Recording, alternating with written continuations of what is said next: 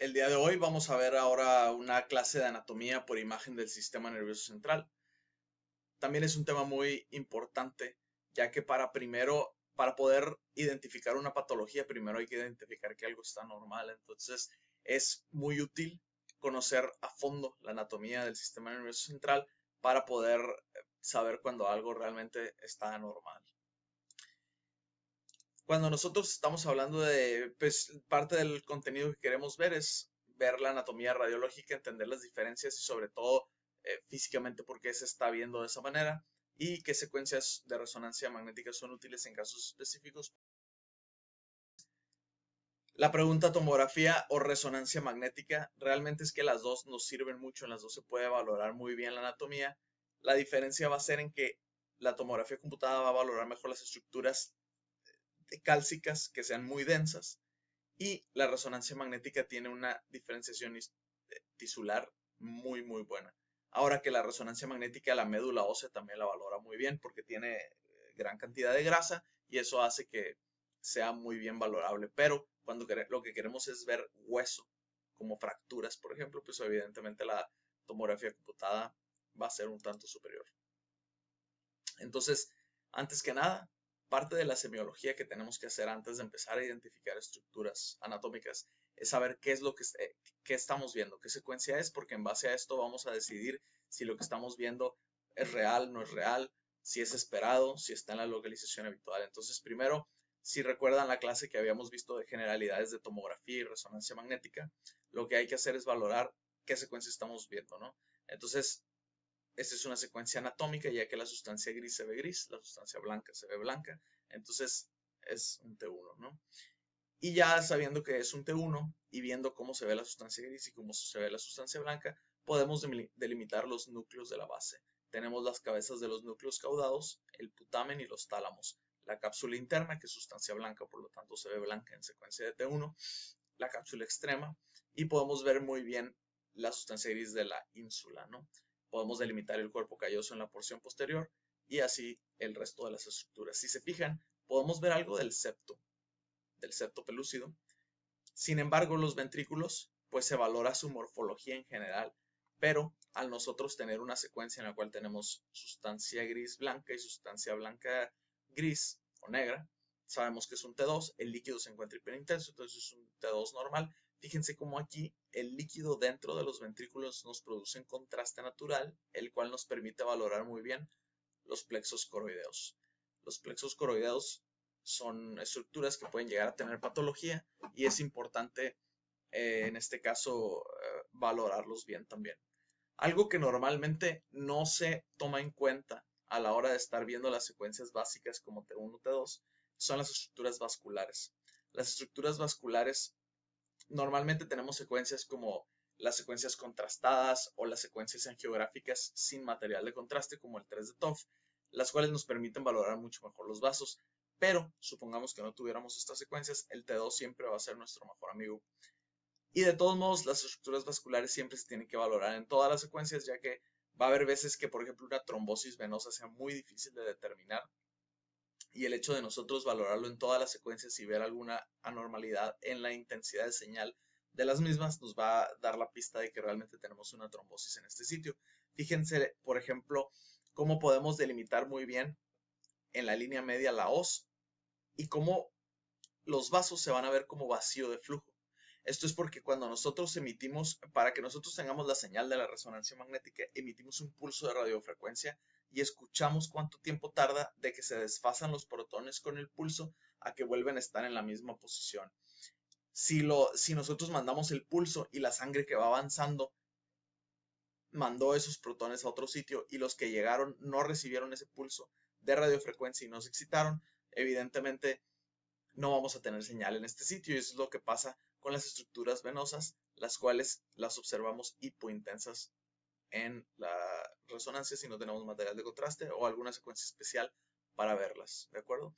Una razón por la cual no veamos este vacío de flujo es que haya enlentecimiento importante del flujo sanguíneo y pues esto nos debe orientar ante la presencia de alguna trombosis o algo por el estilo, ¿no? Entonces hay que siempre evaluar los senos paranasales, los senos venosos y las estructuras arteriales.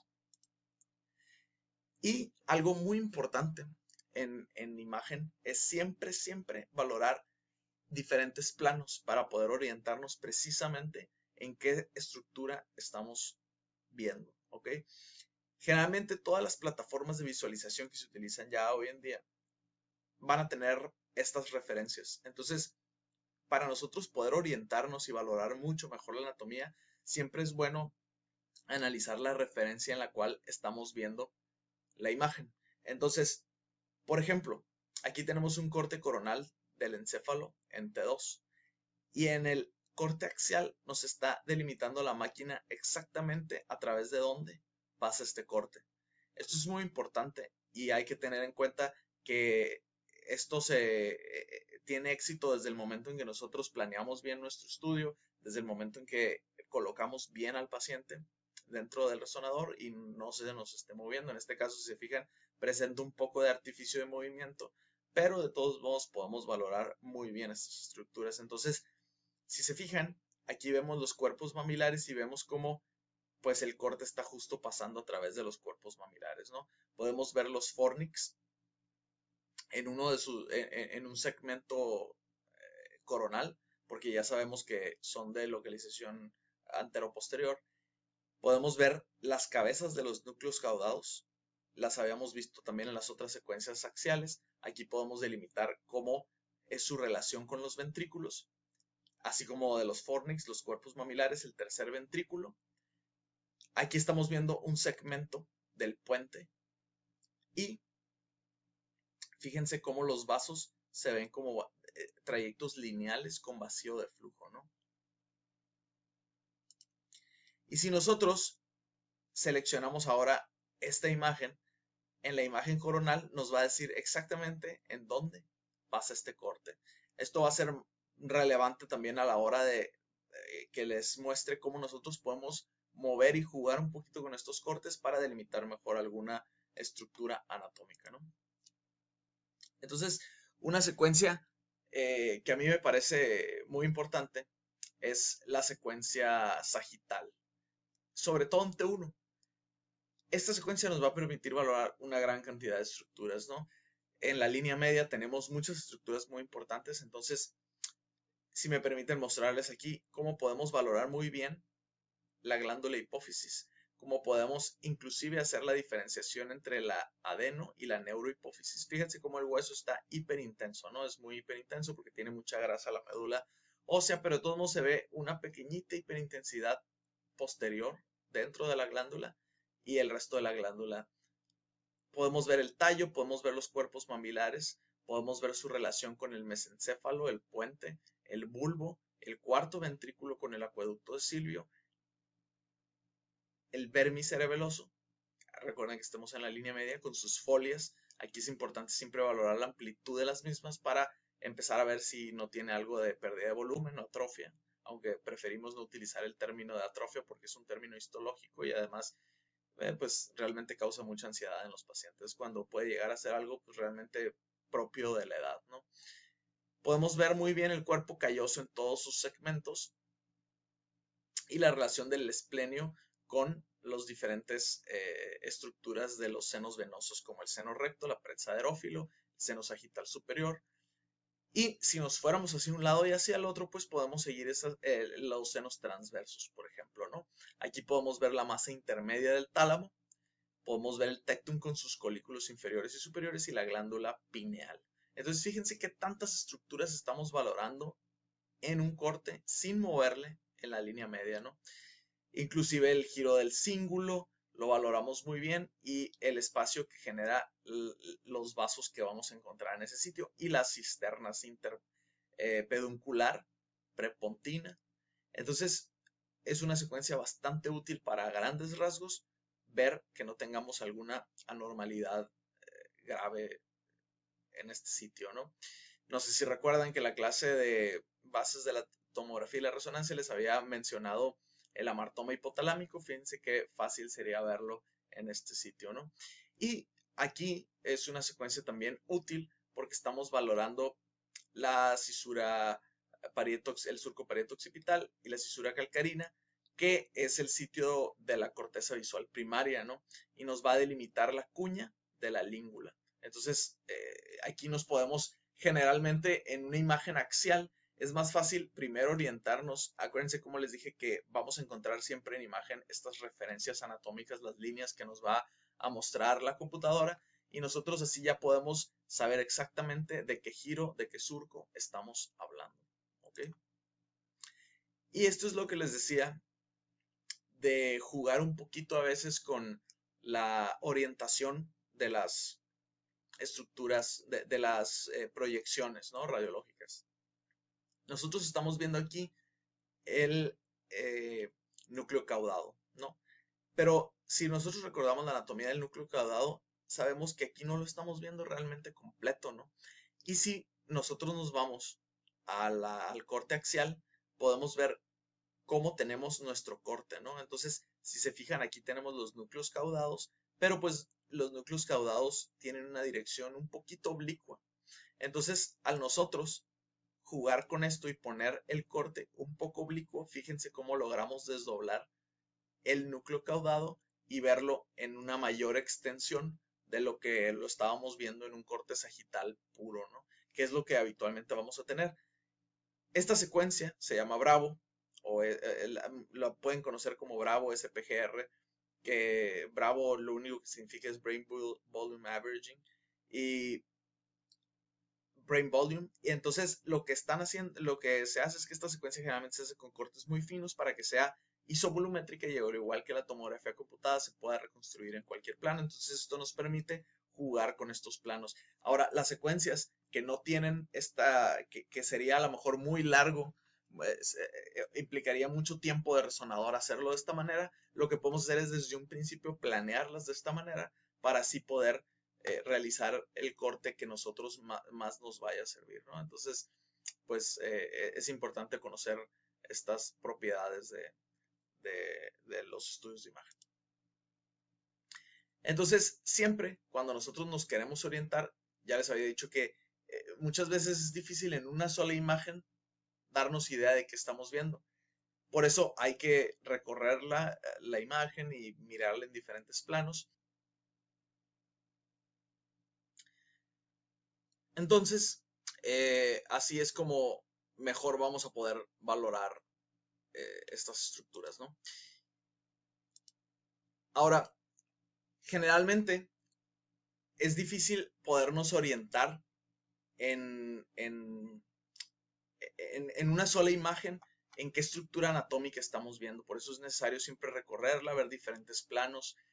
Y, por ejemplo, para nosotros en un corte inferior sería un tanto difícil saber exactamente si estamos en el lóbulo parietal o frontal.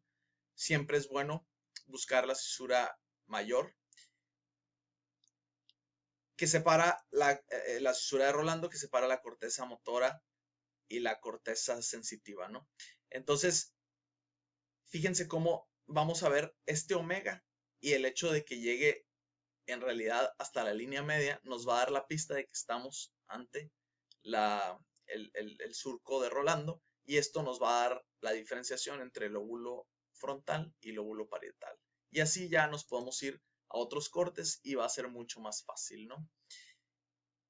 Fíjense aquí cómo podemos valorar muy bien desde el giro del cíngulo, giro frontal superior, medio inferior, los giros rectos y la cisura de Silvio separando al lóbulo temporal, que en un corte un poco más posterior nos va a permitir valorar realmente todo el lóbulo temporal, incluyendo los giros temporal superior, medio inferior, el fusiforme y el parahipocampal, ¿no?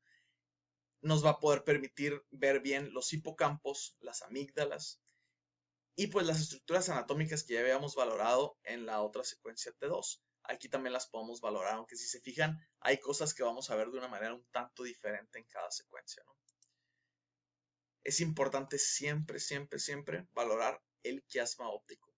Es muy frecuente que el quiasma óptico se afecte en alguna patología, sobre todo por compresión, la más clásica el macroadenoma hipoficiario, y hay que valorar que se encuentre simétrico, libre y sin ningún tipo de desviación o compresión, ¿no? Hay que valorar siempre también la glándula hipófisis, que a veces no es tan fácil orientarnos en el plano coronal y siempre nos podemos ayudar de un plano sagital para orientarnos y ya después en el plano coronal fácilmente poder delimitarla, ¿no?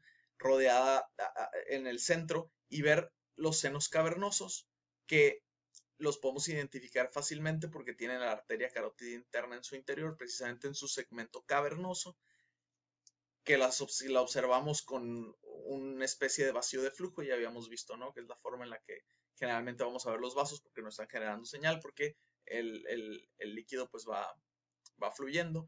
Y el seno cavernoso un poquito hiperintenso, porque ya sabemos que pues, es un seno venoso y la sangre no va tan rápido en este sitio y por eso podemos llegar a observar esta pequeña hiperintensidad, ¿no? Lo que hay que valorar de los senos es que no se encuentren abombados, que nos hagan pensar en alguna patología de este nivel, ¿no? Y fíjense cómo es mucho más fácil a veces orientarnos para valorar la glándula hipófisis, como les decía, en un plano eh, sagital, ¿no? Y la clásica imagen que ya les había mencionado, ¿no? La imagen sagital pura, la verdad es que no tienen ni idea. Siempre dedíquenle un rato a analizar esta imagen. Nos va a dar muchísima información, ¿no? Algo que hay que mencionar también son las amígdalas cerebelosas, que estas es la mejor secuencia para valorar su descenso, porque tenemos que trazar habitualmente una línea del vacío en alopistion y más de 5 milímetros, ya sabemos todos que pues estamos hablando de descenso de las amígdalas cerebelosas, ¿no?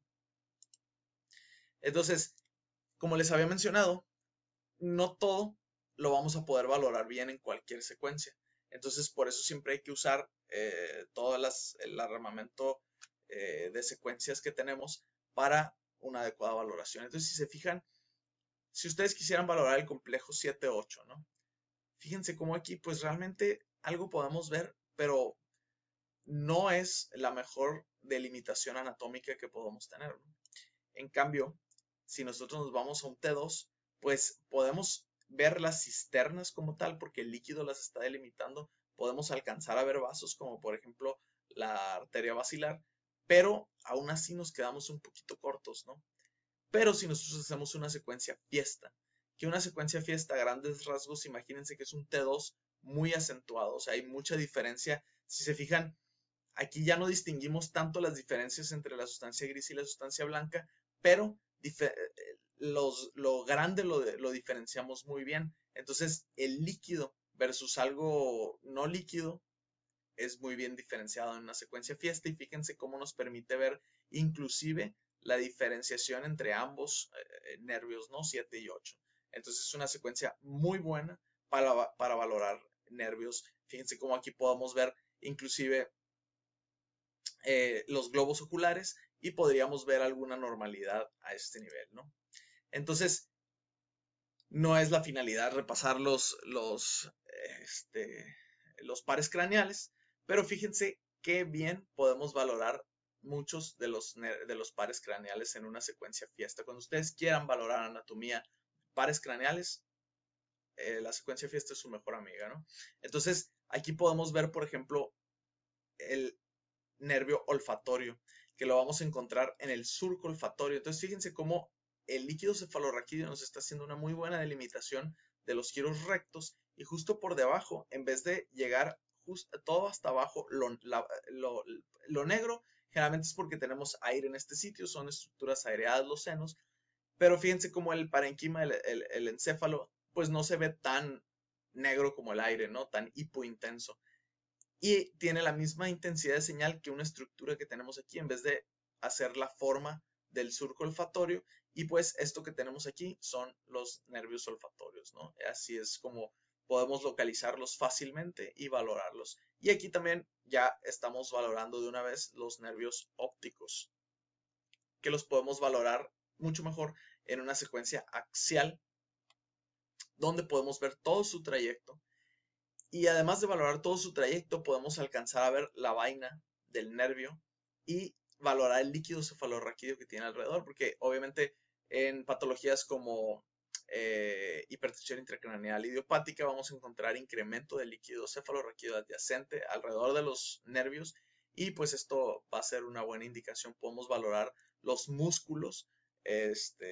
Generalmente hay que valorar la simetría también de los mismos. Por ejemplo, el músculo, el recto, el medial, pues que realmente se encuentren simétricos, no hay atrofia, que nos indique que a lo mejor puede haber una patología a este nivel.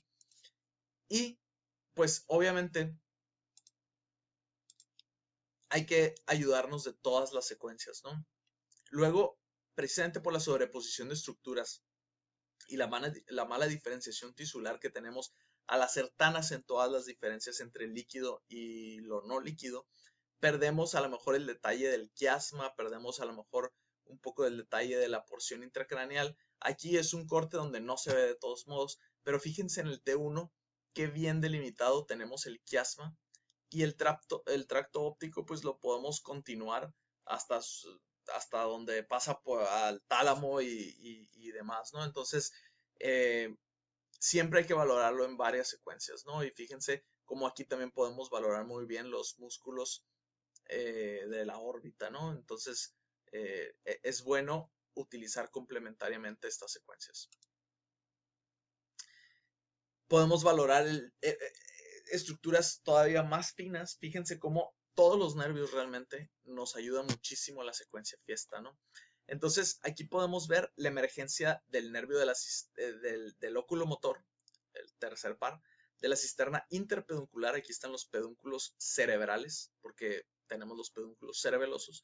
Los pedúnculos cerebrales, que por cierto siempre hay que valorar también su simetría, ya que generalmente un daño más superior, como por ejemplo en la corteza, nos puede causar la famosa degeneración valeriana, y la del tracto córtico espinal es una de las más comunes, y generalmente va a ser por daño de la corteza a nivel superior o de algún segmento del tracto córtico espinal.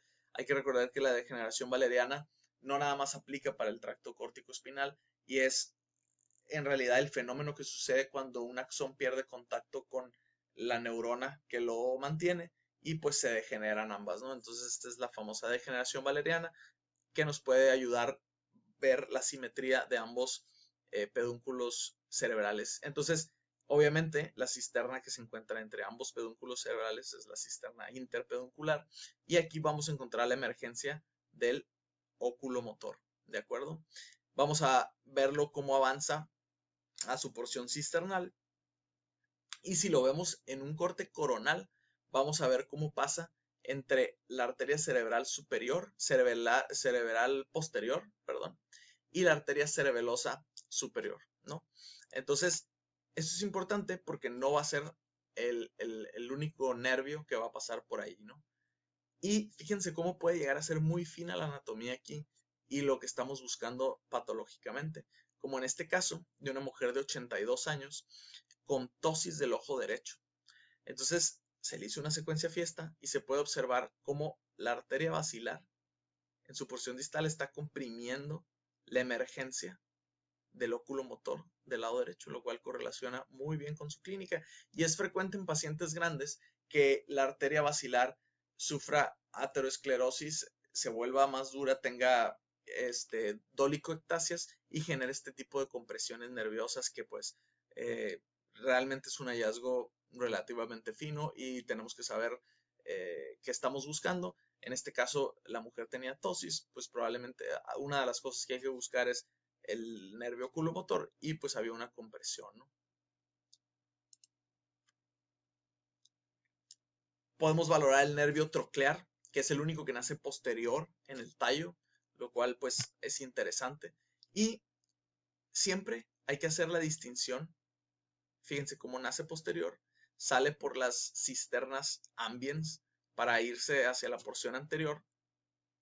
En la porción anterior va a discurrir junto con el óculo motor entre las arterias cerebral posterior y cerebelosa superior. Entonces, el trayecto característico que tiene este nervio saliendo de la porción posterior y yéndose hacia anterior nos va a permitir diferenciarlo de todas las estructuras vasculares adyacentes, las arterias cerebelosas, porque pues a veces sí llega a ser difícil.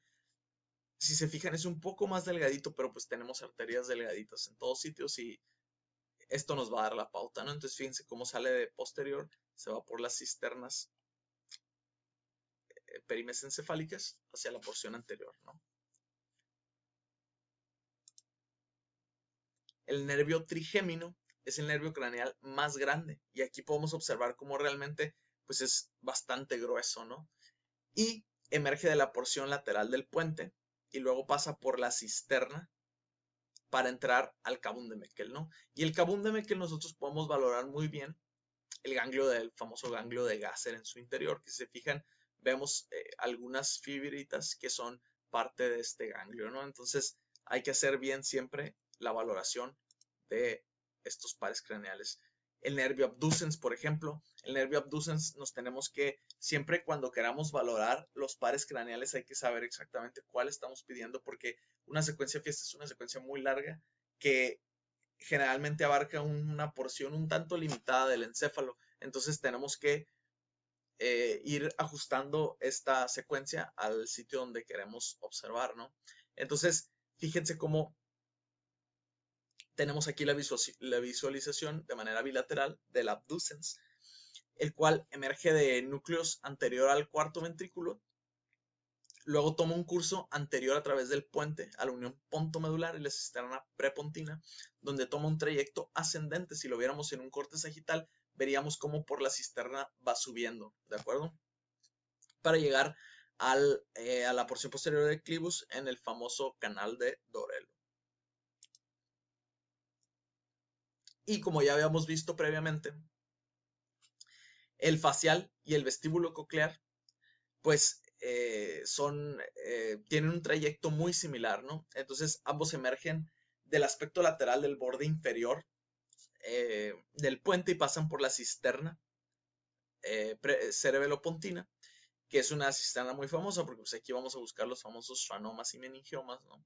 Que son las lesiones más frecuentes de este sitio, que precisamente dependen de estos nervios, y por eso va a ser muy útil delimitarlos en su porción dentro del canal auditivo, ya que podemos encontrar schwannomas muy pequeñitos que lo único que vamos a ver es una bolita dentro del canal, y la secuencia fiesta va a ser nuestra mejor aliada para hacer la detección de esta lesión. Entonces,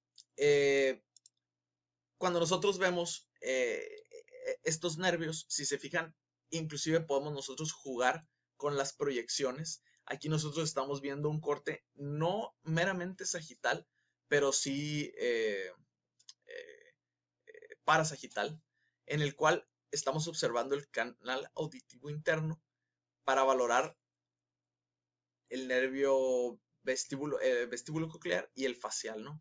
Entonces ya sabemos que dentro del canal auditivo el nervio vestíbulo coclear tiene tres partes: la coclear, que está acá, la vestibular superior y la vestibular inferior, y tenemos el nervio facial y el intermedius, que en este caso no se delimita tan bien, pero fíjense en el esquema anatómico cómo tenemos las cuatro porciones: el facial, vestíbulo coclear en su segmento coclear, vestibular superior e inferior, y podemos ver las cuatro porciones aquí en el canal auditivo interno, lo cual pues es bastante útil poder hacer esta diferenciación, ¿no? Y también es muy importante saber que podemos en algunas secuencias especiales valorar anatomía que no podemos ver en ninguna otra secuencia. Por ejemplo, se ha estado viendo, ya sabemos, hay estudios que han visto que en la enfermedad de Parkinson, por ejemplo, se disminuye el espacio de la pars intermedia. Entonces, si nosotros quisiéramos valorar la sustancia negra, los núcleos rojos, la pars intermedia, fíjense cómo aquí los núcleos rojos, pues probablemente los podemos diferenciar un poco. La sustancia negra no se delimita tan bien. En el T1 realmente no lo vemos, y si vemos el flare, pues también no se delimita de una manera muy adecuada. Pero en la secuencia de susceptibilidad magnética, ya saben que podemos tener gradientes normales o podemos tener el SWAN, que el SWAN se visualizó como una angiografía por susceptibilidad magnética. Fíjense cómo los vasos se ven muy prominentes, y esto es lo que significa, ¿no? Susceptibility Weighted Angiography, por eso es el nombre de SWAN, que es mucho más susceptible que un gradiente convencional. Y fíjense cómo tenemos aquí muy bien la delimitación de los núcleos rojos, la sustancia negra, la parte intermedia, ¿no? Entonces, esto nos va a permitir valorar este espacio para nosotros determinar si está perdido, lo cual se ha correlacionado, por ejemplo, con patologías como la enfermedad de Parkinson. Entonces, siempre hay que tener en cuenta qué estructuras anatómicas queremos valorar para ver qué secuencia le vamos a realizar, ¿no? Y otra cosa también muy importante es saber qué patología estamos buscando, ¿no?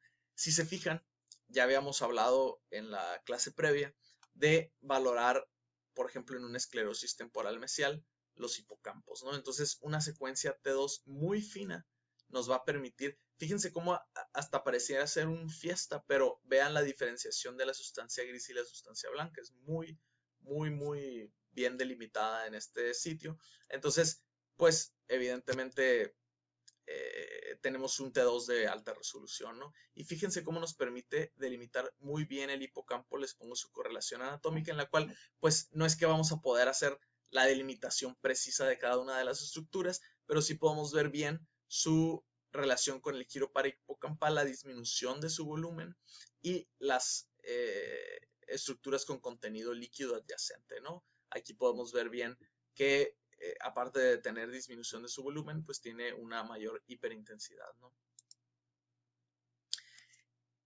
Y una secuencia muy útil es la secuencia de angiografía sin material de contraste, famoso 3D TOF, ¿no? Esta secuencia nos permite delimitar muy bien los vasos y lo que está haciendo, ya les había mencionado que a grandes rasgos en la resonancia magnética, cuando nosotros queremos visualizar una estructura, emitimos un pulso de radiofrecuencia para desfasar a los protones y escuchamos cuánto tiempo tardan en volver a estar en fase. Entonces, los vasos no se ven precisamente porque la sangre ya avanzó y los protones que se habían desfasado no van a emitir señal porque la sangre que tiene en ese momento en que estamos escuchando ya es una sangre que estaba en otro sitio en el momento en que nosotros emitimos el pulso de radiofrecuencia. Pero ¿qué pasa si nosotros emitimos el pulso de radiofrecuencia en la sangre que apenas va a entrar y escuchamos en otro sitio? Esto es lo que la mayoría de las estructuras adyacentes no van a emitir señal porque no fueron excitadas, y la sangre que fue excitada en una porción previa a lo que estamos evaluando, pues va a estar emitiendo mucha señal, ¿no? Entonces, este es el caso de lo que se hace con la angiografía por 3D TOF sin material de contraste, aprovechando las propiedades de movimiento de la sangre. Y fíjense cómo esta es ya habíamos hablado también de qué es una máxima intensidad de proyección. Estamos viendo cuál es la máxima intensidad de proyección en un píxel determinado en vez de sacar el promedio, y pues delimitamos muy bien las estructuras arteriales, ¿no? Aquí podemos ver las cerebrales medias y su relación con el parénquima adyacente. Podemos jugar con los planos porque generalmente el 3D TOF es una secuencia volumétrica y podemos ver las arterias cerebrales anteriores, su relación con el cuerpo calloso y con el giro del cíngulo. Podemos ver la arteria basilar y su relación con las cisternas y determinar cuáles son las arterias que están saliendo de la arteria basilar, ¿no? Podemos ver la arteria carótida en su segmento intracavernoso y podemos ver las ramas de la arteria cerebral media conforme se van bifurcando o trifurcando, ¿no? Entonces, es una secuencia muy útil que nos permite inclusive ver variantes anatómicas, ¿no? Entonces, aquí estamos viendo las carótidas internas, ¿no? Estamos viendo la cerebral media, su bifurcación en cerebral media y cerebral anterior. Y estamos viendo la basilar con sus cerebrales posteriores. Lo normal es que la cerebral posterior salga de la basilar. Sin embargo, si se fijan, aquí pareciera que no hay comunicación entre la basilar y la cerebral posterior izquierda. La cerebral posterior izquierda parece estar saliendo de la comunicante posterior, lo cual, pues como ya sabemos, se llama origen fetal de la arteria cerebral posterior, lo cual tiene relevancia al momento de que nosotros estemos pensando en infartos. Si a este paciente se le infartara el lado izquierdo de la circulación anterior, pues vamos a tener una afección que no correspondería meramente nada más con el territorio de la arteria cerebral media, ¿no? Entonces hay que tener esto en cuenta a la hora de estar valorando la anatomía. Siempre hay que reportarlo porque pues para que ya se sepa que este paciente tiene esta variante anatómica, no le va a pasar nada mientras no tenga algún otro evento patológico, ¿no? Y pues comparen con la tomografía computada. Es muy útil la tomografía computada, pero la diferenciación tisular que nos permite, realmente sí podemos ver las cabezas de los núcleos caudados. Adrede les puse un paciente que tiene una gran cantidad de atrofia porque quería que el líquido cefalorraquídeo nos causara un gran contraste y que pudieran ver que también podemos ver los giros como frontal superior, medio, inferior, igual que en la resonancia, pero la diferenciación tisular que tenemos no es tan buena, ¿no? Entonces, dependiendo de la patología que quieran ver, es la secuencia que vamos a escoger, ¿no? Entonces, como conclusión, pues hay que conocer la relevancia de la anatomía, sobre todo al momento de hacer la planeación del estudio que queremos conocer, ¿no? En la gran mayoría de los casos, si lo que queremos es delimitar relaciones, delimitar estructuras, la resonancia pues va a ser una muy buena aliada si queremos ser finos. Para las planeaciones quirúrgicas, muchas veces una tomografía computada contrastada es muy útil, sobre todo porque la tomografía es isovolumétrica y los cirujanos la pueden meter a algún tipo de sistema para hacer neuronavegación, ¿no? Aunque con las nuevas secuencias volumétricas de la resonancia magnética como el SPGR contrastado, es posible hacerlo también con la resonancia. Entonces, siempre que ustedes quieran hacer una delimitación anatómica un poco más precisa, sobre todo para diferenciar estructuras tisulares de intensidades similares, la resonancia magnética pues es una muy buena aliada. Va a haber estructuras muy finas como los pares craneales que va a ser bueno que los evaluemos en, eh, en la secuencia fiesta y por eso es bueno conocer qué es lo que estamos ayudando, apoyarse de estructuras adyacentes y pues buscar secuencias específicas. Espero que haya sido de utilidad esta clase, que valoren la secuencia sagital donde podemos ver muchísimas cosas, desde las amígdalas hasta las estructuras de la línea media, donde podemos valorar si tenemos amartomas hipotalámicos, los cuerpos mamilares, el cuerpo calloso, todo en una sola imagen. Entonces nunca pasen por alto ver bien la imagen sagital. Y pues eso sería todo por esta clase. Espero les haya gustado.